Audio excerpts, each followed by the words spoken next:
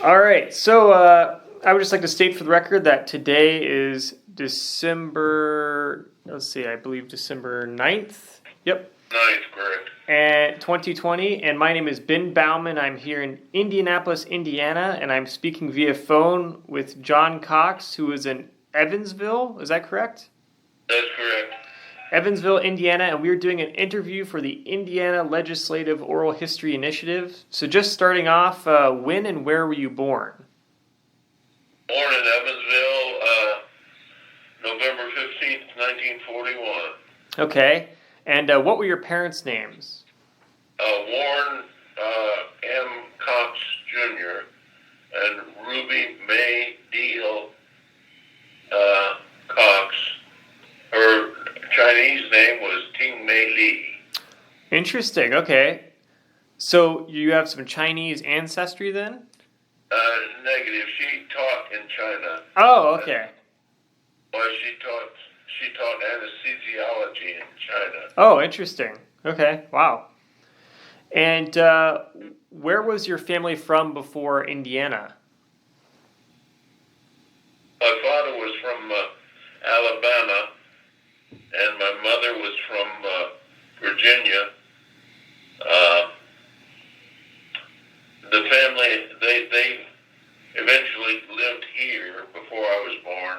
Yeah. And I've lived here in Evansville all my life, and the family has been here for 65 or so years. Oh, okay, cool. Interesting. Let's see. Do you have any siblings at all? 5 siblings, all deceased. Okay. And what was your dad's occupation again? He was a biochemist at Meade Johnson. Oh, wow. You've heard of Pablum. Yeah. That was one of his creations. Oh, interesting. And did a lot of chemistry both in China and here. Wow, okay. So how would you describe your childhood growing up? We lived, our home was in what used to be called a farm area. It's now a subdivision area. Okay. And it was a rural type of outside of Evansville, and it was very concentrated on education and learning and religion. And it was an active childhood. I did a lot of athletics and a lot of extracurricular scientific educational type of things. Okay. Interesting. All right. And who would you say was the most influential people in your childhood?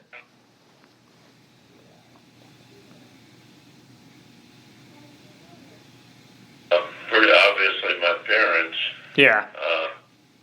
And I attended a athletic camp in Quebec, Tennessee, where I spent pretty much all my summers, and had a lot of good contact with that camp and their military approach to helping boys grow up. Oh, cool. Okay. Yeah, that's interesting. And what understanding, if at all, did you have about your family's political beliefs as a child? I understood them to be very conservative. Okay, got it. So what schools did you attend as a child and teenager? What school? Yeah. Well, the public schools. Right, okay. Here in Evansville. I didn't go to any private school except to college. Okay. And how would you describe your educational experiences? In Evansville? Yeah. Well, a quick story on that. I did very well in school, in high school. I was number 3 in my class. Wow. And went to Johns Hopkins and found out I didn't know anything. Yeah. That's The interesting. level of education was monuments ahead of what we do here in Evansville. Yeah, okay, sure. Yeah, it's a pretty good school, that's true. Um, now, as a child, what were your views about the state of Indiana or being a Hoosier? Were there anything at all you thought?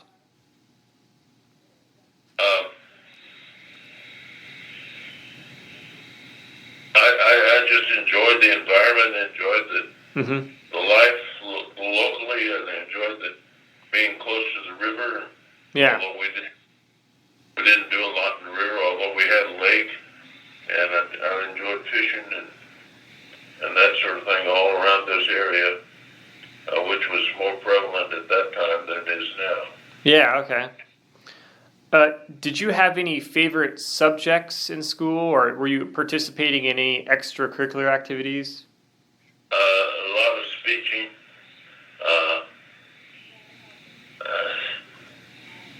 Okay. The sports, I was in track, I was in football, I was in basketball. Yeah. All sorts of things. The studies, whenever we got home, my father would go over them in the greatest detail. Yeah, okay. And what was your major in college when you went to Johns Hopkins? Liberal arts. Okay. What made you choose that major? I like the vast choice of subject areas.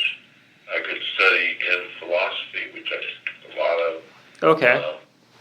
And some of the philosophers, I'm sure you're probably not aware of.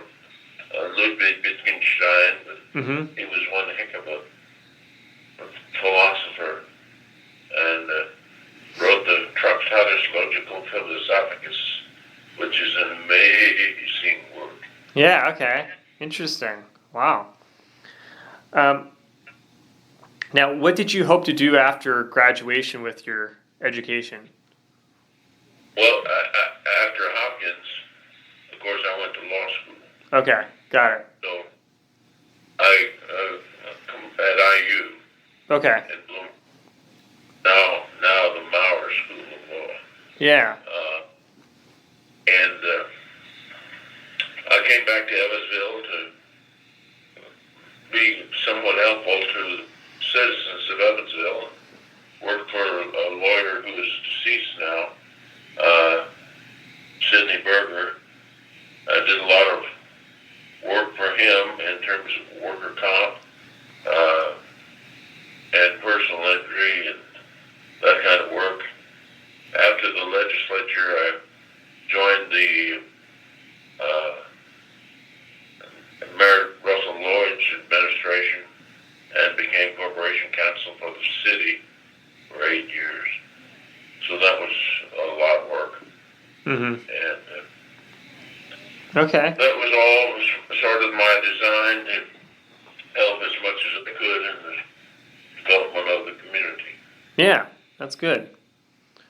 Now, in what ways did your awareness of politics change as you got older and you went through college and law school?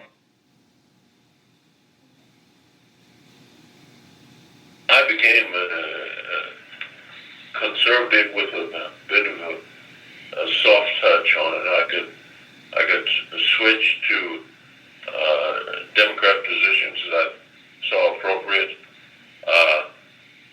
and I was not hell bent on staying Republican. I did register as a Republican, but did a lot of things in the legislature with Democrats, and I think that's the way to go, is to meet the subject head on. Yeah. Your party affiliation is a second question. Yeah, okay, that's cool. So you were really, I guess, big on bipartisanship. No question. What do you have any examples of like a time that you sort of really expressed that value that you had? Um, well, uh,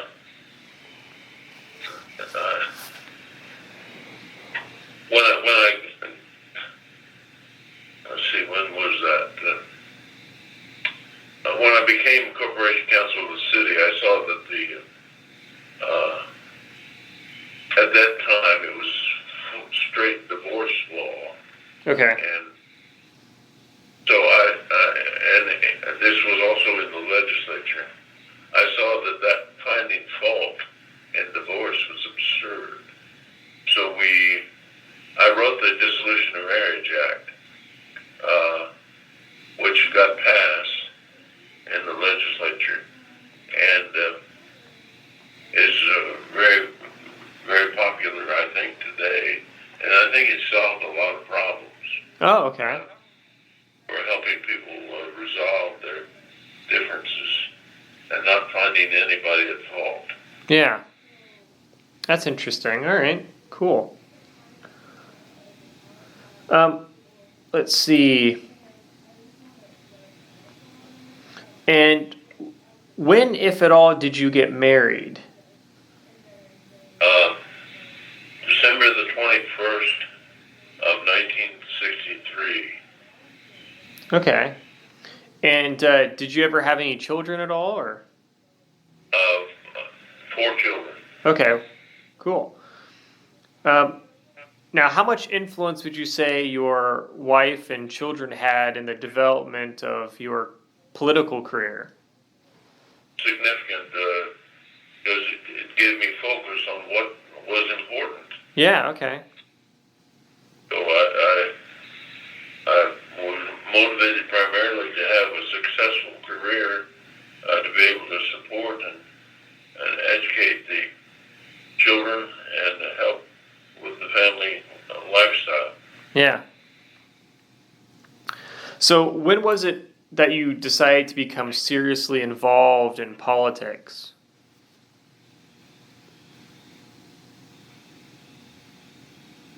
When was it?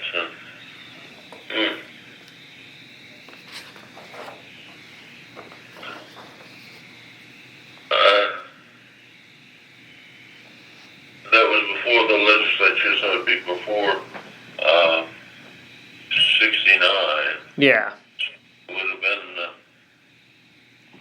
probably after I got out of law school. Okay. I was trying to, that would have been in 66, and I was trying to get my name known in the public, so I decided to join the Republican Party. I was already a Republican, but the chairman of the Republican Party was a family friend, so we got together and I became a Republican, and they asked me to run for the legislature, so I did. I guess that was the beginning, about 1967, 68. Yeah. Okay. That makes sense. And what would you say? Well, I guess you already talked a little about your family was very conservative, so you would say that pretty much shaped your political outlook for most of your life, was your parents, right? Yes, sir. Okay. Now, what key issues or legislation did you want to champion or fight against when you decided to get involved in politics? I was very interested in trying to, and this is strange for a Republican, try to develop and support the working people of the community. Okay.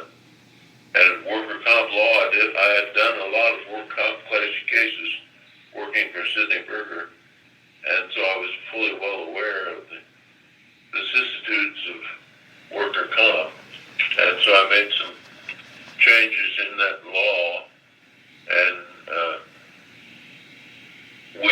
we still have work to do on it, but it's a whole lot better than it was. Yeah, okay. That's cool. All right. Great.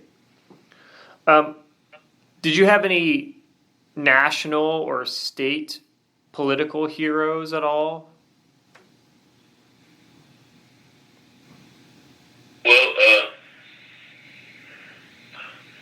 Robert D. Orr was a neighbor and a friend, and he was at one time chairman of the Republican Party here in Vandenberg County. Oh, okay. And then probably know became lieutenant governor and then governor for 2 terms.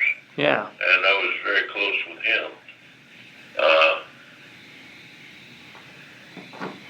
Yeah, okay. As far as national figures, I can't really say.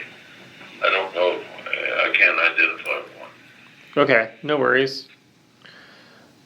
So when you were running your political campaign, did you have a particular campaign strategy, or were you running as part of like a group of people, or? A no to both of those questions. Okay. There was not a particular strategy except go out and work at the factory gates and shake hands. Yeah. That sort of thing. Pretty standard type of greet the people political action. Yeah. Do you remember your opponent? No. No. Okay. What was your first election day like, and how did you feel? Elated and amazed. Of course, I was elected to serve in the legislature, and I must say that that was a year when Richard Nixon was very successful and very popular, Yeah. and also a Republican. Then when I ran again in 2 years, Mr. Nixon was in considerable disfavor. Yeah. So I promptly lost as a Republican running for the legislature. Okay. Yeah. Yeah, that's I've heard other legislators talk about just how drastically things changed after everything happened with Nixon. So. Oh boy, another world. Yeah. Of course, Russell Lloyd, who was the gentleman that I supported to become mayor of Evansville, was a strong Republican. Yeah. So I bonded with him and was his attorney for 8 years and ran the city attorney's office for 8 years. Yeah, okay. Interesting, all right. What were you thinking when you walked into the State House for your first day in office? I was in awe. Yeah. I being from Evansville, as you obviously well know, and we're on a different time zone. Yeah. As a matter of fact, I litigated that issue at one time. Oh, okay. Federal court. But the northern tier and the southern tier are Central Standard, and the rest of the states on Eastern. So that's an interesting problem, but going back to the legislature, I don't know if there's a particular thing that wowed me, except the Capitol, this beautiful building. Didn't know my way around, didn't know how to get there, got there on a bus. So it was a learning experience. Yeah, that's interesting. Okay. And when it came to aspects of the General Assembly, what were your expectations for the legislative process, and was it more or less what you expected?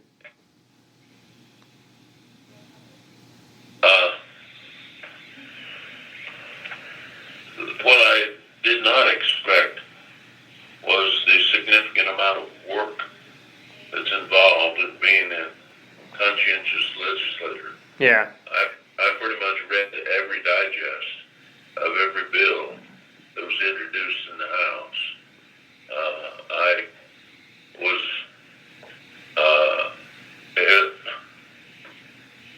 given an award of outstanding first-year freshman legislature by the Indiana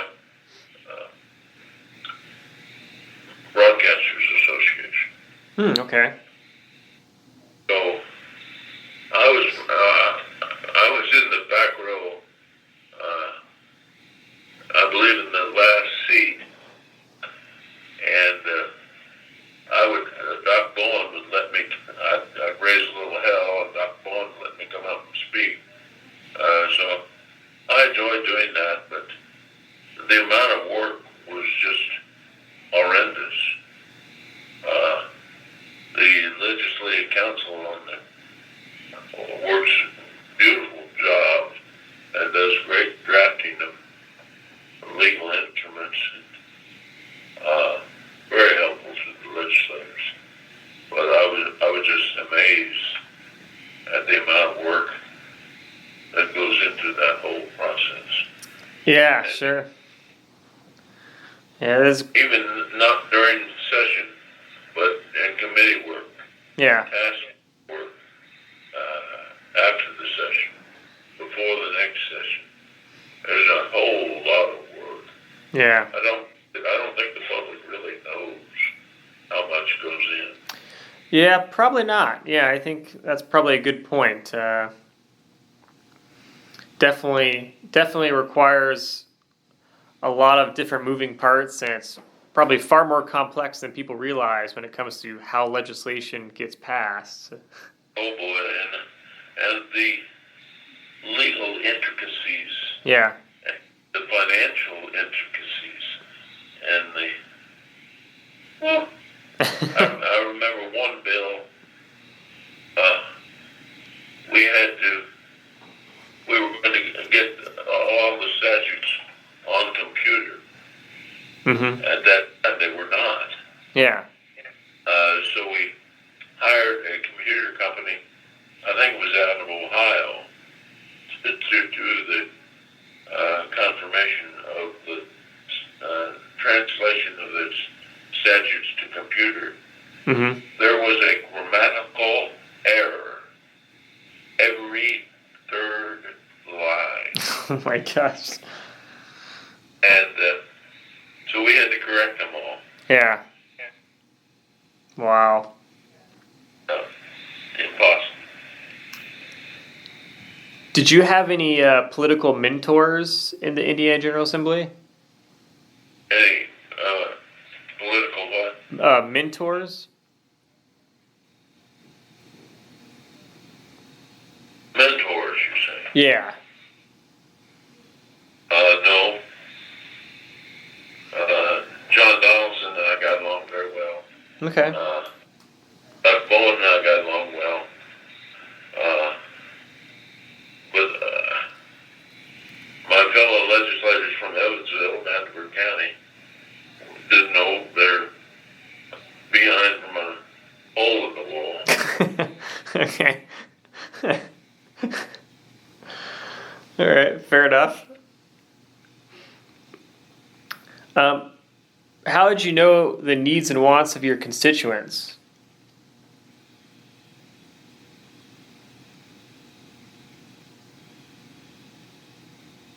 Pretty much just, we had regular meetings.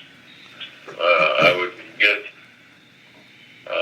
communication from people, mainly by notes and things. And the biggest influence, I guess, although I didn't let it influence me that much, were lobbyists. They do a lot of good work, and they help out trying to get some information to the legislators. Yeah. Of course, they want you to vote a certain way. But Sure. Yeah, true. Do you remember the first bill that you ever sponsored?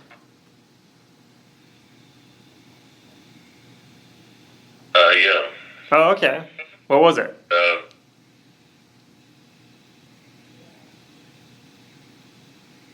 It involves the rules of civil procedure. Okay. Prepared by the Indiana Judges Association, and they asked me and there was Indiana was still practicing law on the basis of old case law on Indiana procedures. And I don't know if you know what a demur was. Or I might have heard of it at one point in time, but not very familiar with it. motion to make more specific, motion to strike, Okay. all of the procedural Yeah. were done away with the Indiana Rules of Civil Procedure. And they're pretty much based on the federal rules of civil procedure. Right. Making the practice of law much more efficient and much more capable of coming to conclusions. Hopefully the right conclusions, but you have a better chance of getting the right conclusion if you have the issues cleared up and you don't have a whole bunch of side issues about procedures, details that aren't relevant. Right. That was my first bill, Rules of Civil Procedure. Okay. Interesting. So, what were the regular interactions like amongst members of the General Assembly, formal and informal?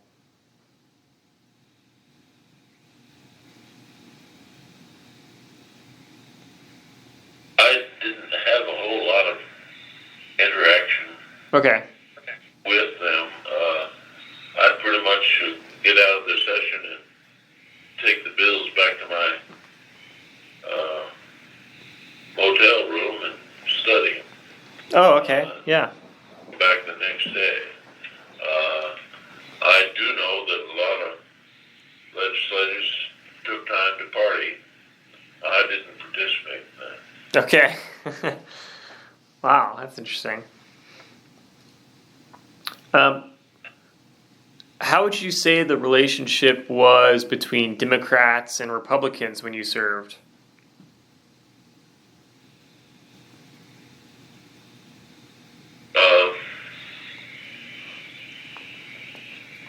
I would say they're cordial, but somewhat standoffish. Okay. And I remember one funny story. You would have at that time we had an ad for Dodge, the Dodge Good Boys, who would have wear their cowboy hats. Yeah. Say the Dodge Good Boys and come buy our cars and that sort of thing. And when I was in the session, there was a Republican majority. So the Democrats at the last day came in the House with the Dodge Good Boy hats on, alleging that they were the good people in the legislature and that the Republicans had all screwed it up. And I remembered a statute, a KKK statute, that prohibited the assembly in any public place of 3 or more persons while wearing white hats.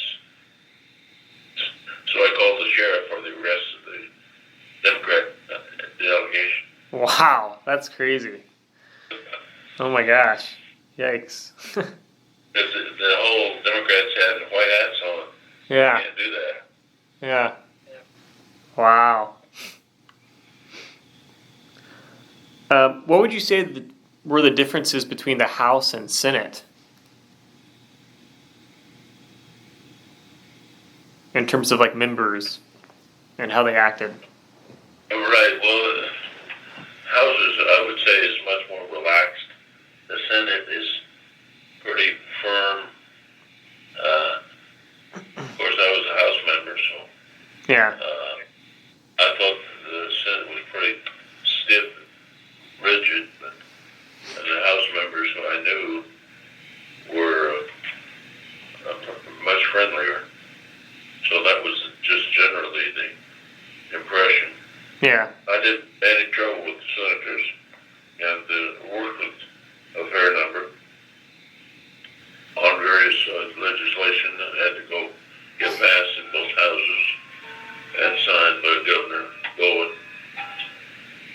Okay.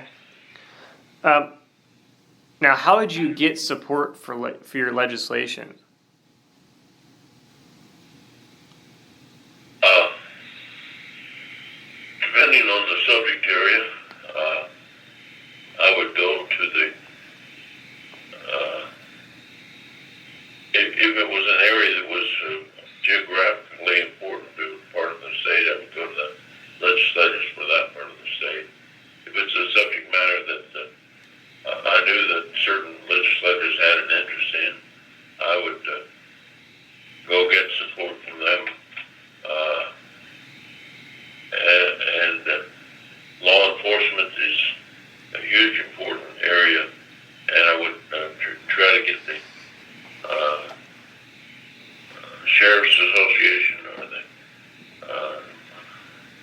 state police, get them involved and see what's going on with the issues that are at hand. Yeah. Okay.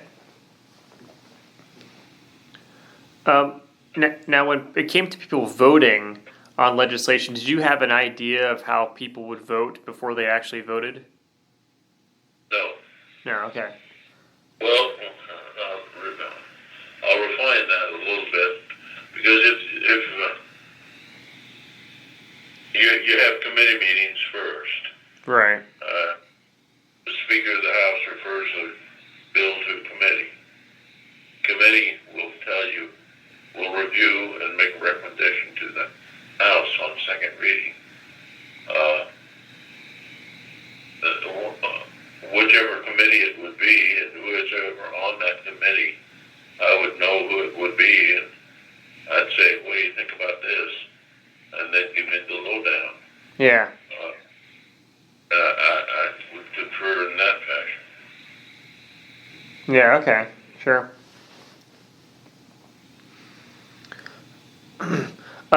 What role would you say party leadership played in the General Assembly? Organizationally, I would say it would be a crucial role. Yeah. Midterm, I would say it would begin to diminish some, because individual legislators become more independent.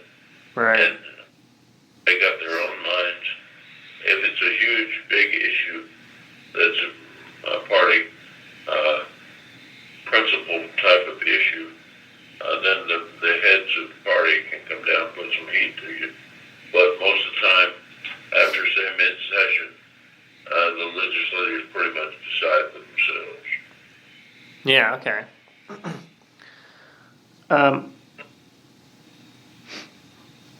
Let's see here. So you already talked about this, I think, a little bit, but what would you say are some of the most important things that the public does not know about the Indiana General Assembly and how it operates?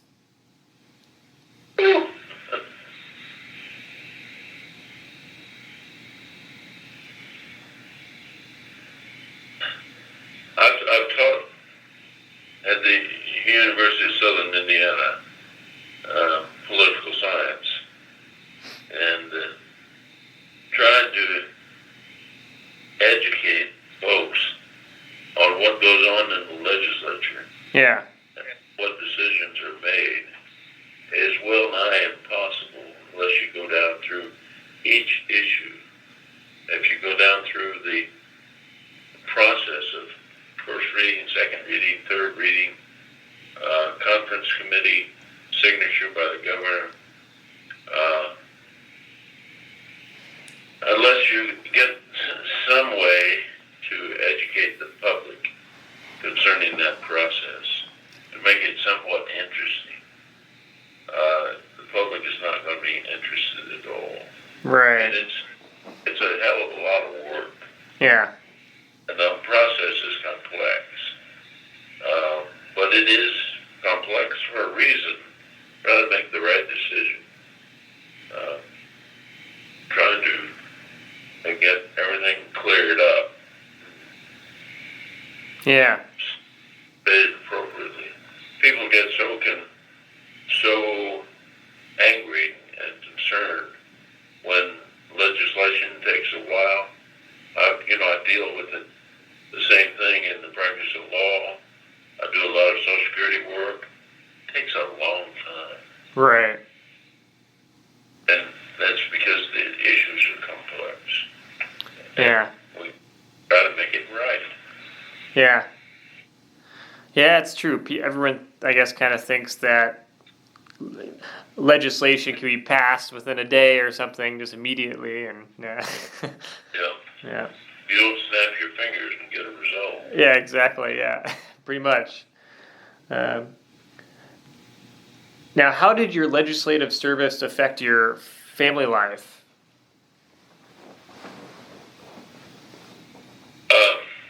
During the session, it was awfully hard because I would leave for the whole week.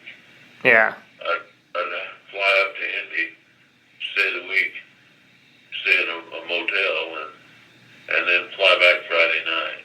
Oh, wow. That's hard work on the family. Yeah, definitely. And so I really don't know what it is if you're, say, living in Marion County. I would think it'd be a lot easier. Yeah. But I don't know that as a fact. You do have to give up your workaday world for the legislature, and that would be very difficult. Right. And I had that too, because I was a practicing attorney when I was elected, and so I had to give up that for 2 months, 90 days, and that was hard on the practice. Yeah, sure. Makes sense. What would you say was the most controversial legislative issues during your time in the General Assembly?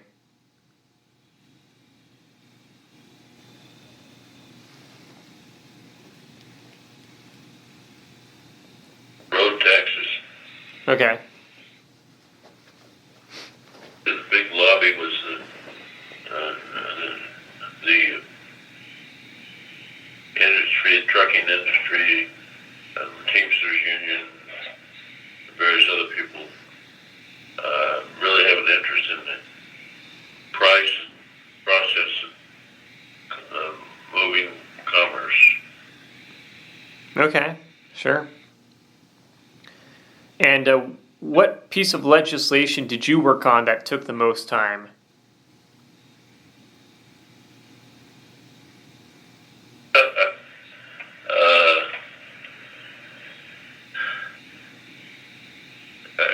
It was called Vandigov. It's called what? Vandigov? Vandigov. And Marion County and Indianapolis are a single governmental unit. Right.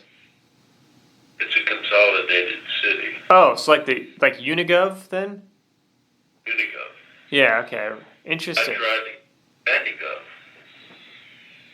Okay. Overwhelmingly defeated. Okay. Now, how do you spell that one, just so people aren't confused? Vandigove. Okay, Vandigov. Got it. Okay. Interesting. And Russ Lloyd and I went around the country studying various locales that have unified government, and found no objection to consolidated government. That it works everywhere in varying degrees, but it's such an improved system that Indiana just won't change from the county, the city, the townships, Indiana, independent boards and agencies. Right. We have locally in Vanderbilt County, we have, I think, 24 independent agencies that set the tax rate. Mm-hmm. How can you organize that? Yeah. So I I guess you kind of wanted to do what Marion County did then. Lugar he spoke to get Unigov in my session at the legislature. I was sold. And I got a bill passed that ordered Vanderbilt County to have a study commission. Yeah. And the study commission overwhelmingly rejected. Wow, okay.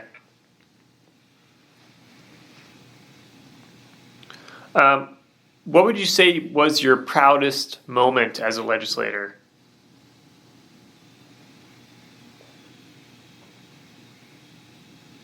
Being elected. Yeah, okay. Sure. What was the biggest hurdle you had to overcome during your time in office?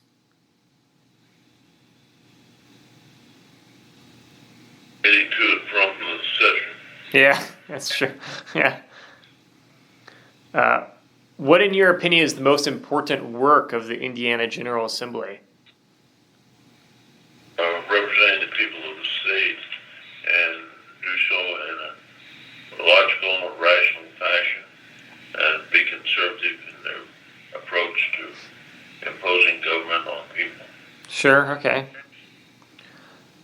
Now, one thing when I was looking up your background a little bit through some old records that we have, I noticed that during your time in the General Assembly, you sponsored, it appears like, a lot of legislation connected with law enforcement. Do you remember anything about that? I do, probably because I represented the FOP as an attorney. Okay. That I was obviously a legislator that would listen to their requests, and I did so in an effort to support the FOP and the enforcement of the law of the state and be fair to people. Yeah, okay. I also saw that you sponsored a bill regarding trade secret thefts. Do you remember anything about that one?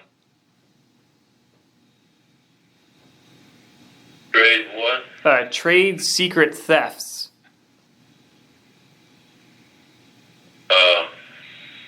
That was the Chamber of Commerce, I believe, was concerned that, and across state lines, it would be, I believe that's what it was.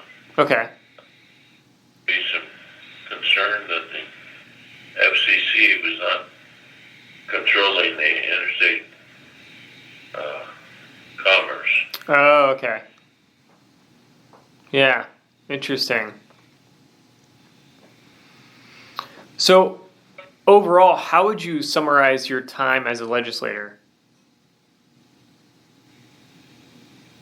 For me personally, or for the community? For you personally. Fabulous educational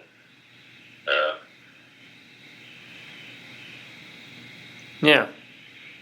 years and work prepared me very well to be a corporation counsel of the city, because I was able to take the city's needs, relate them to the state, and get them integrated so that we could get the job done in the city. Sure, okay. Do you have a favorite story or anecdote from your time as a legislator? I think I told you one about Yeah. the Dodge Boys ads. That's about the funniest one, I think. Okay. And I thought it was interesting and funny because I came up with, having read the old statutes requiring that you can't wear white hats. And Yeah. Right. I think that's been repealed since then. Okay.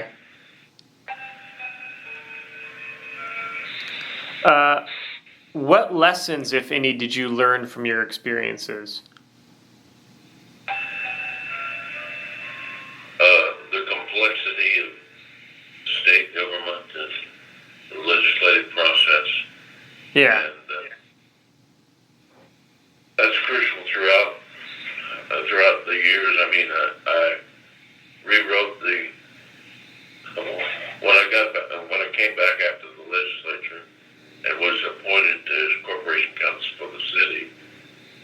The city did not have a code of ordinances. Right. Okay.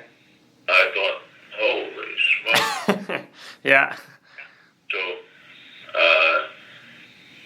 I wrote the code of ordinances for the city, and that was crucially related to how the statutes of the state are structured.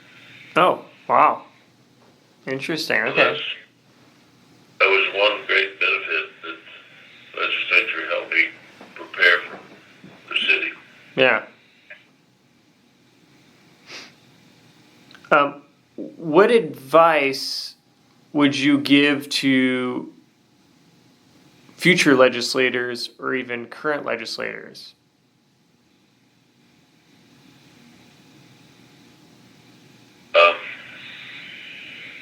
Study the issues. There's so many relevant areas to study, and they should pick an issue that they're interested in or want we implement. Or Yeah. they need to get to work on it with some experts.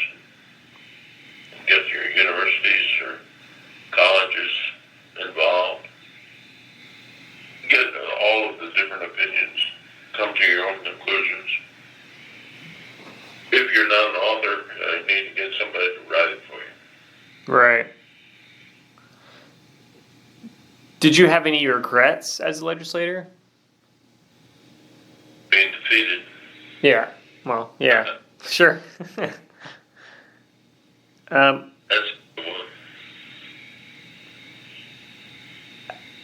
What would you say about how the state of Indiana has changed over the course of your lifetime?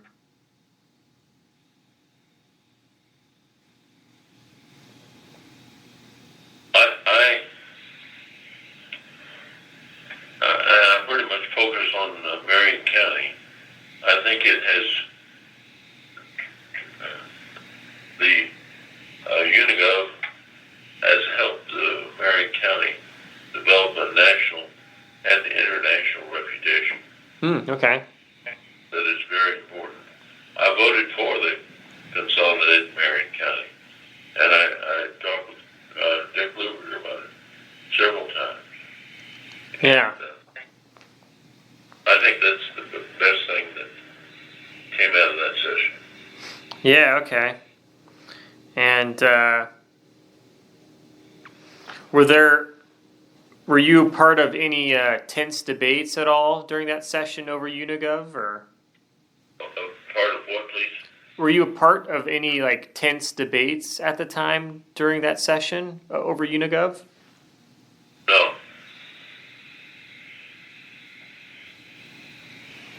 So it was just more like you just took part in helping pass it, and yeah. I was on the committee that reviewed it Oh, okay. on the House. Sure. And what was it about Unigov? What was like the thing that stood out most to you that made you think like, oh yeah, we need to pass this?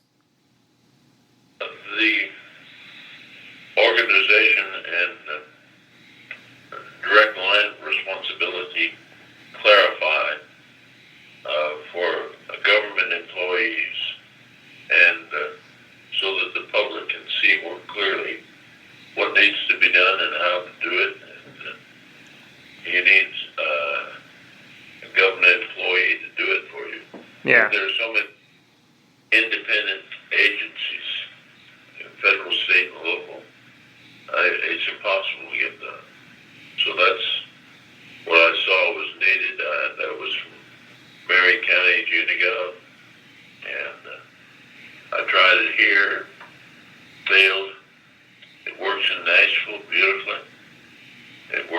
Owensville beautifully. Works in Marion County beautifully. Works in the state of Washington beautifully. I can't find a consolidated government anywhere. Yeah. It's failed. Was there much opposition to it in the General Assembly? No. None. Okay. Wow.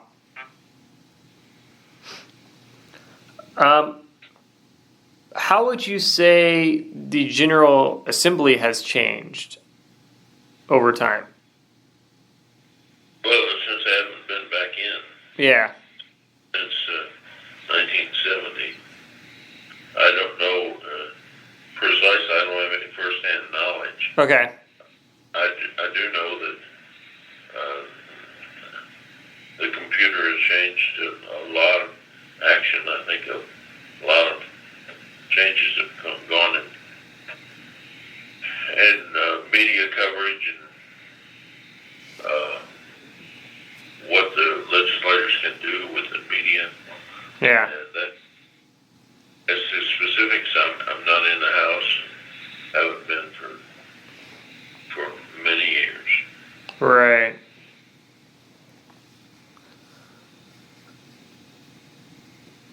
How has politics changed in Indiana?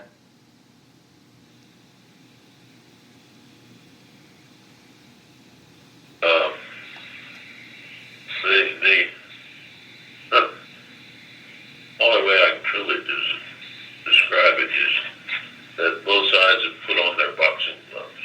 Okay. Yeah. So a little bit more polarized, I guess. Right. Yeah.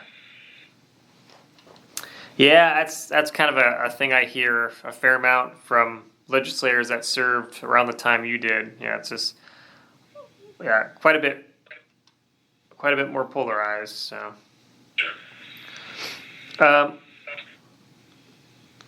what if any enduring qualities do Hoosiers still have or hold dear?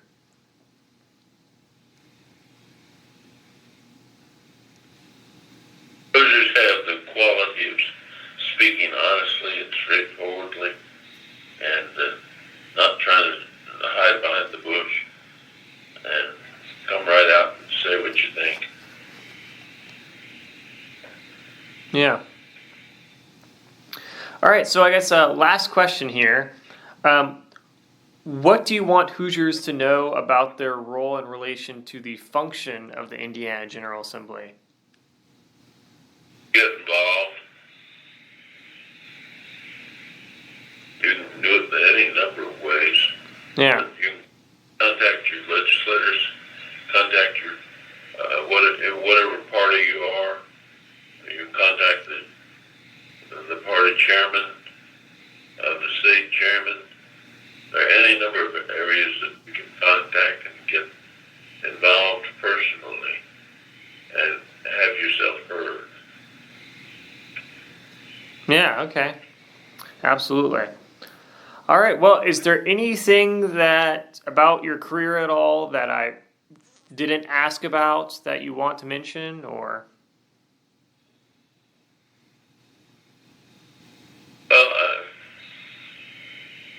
Well, there is a little personal thing. Sure. I'm in a wheelchair now, Okay. and accessibility for state government is very important to me.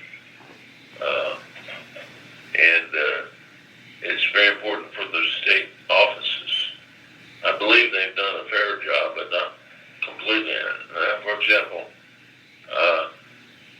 I don't think being in a wheelchair now, I could serve in the legislature as a legislator. Yeah. Because I couldn't get in the house. Okay, interesting. Yeah. I could get in, but I'd have to be sitting in the alley. Right. Yeah, that's an interesting point. I never heard anything about that. Yeah. Okay. Perhaps that would be a good thing then that people definitely change for sure. And so even if I wanted to, which I don't, I couldn't run for the legislature because if I were elected, I couldn't serve. Right. Yeah. Interesting. Okay. Well, I appreciate you taking the time to take part in this project. It's been really great talking with you. You had some really interesting things to say. Yeah, so thank you so much for taking part. Okay, thank you, Ben. All right, take care and have a good rest of your day. You too, sir. Thank you. All right, bye-bye.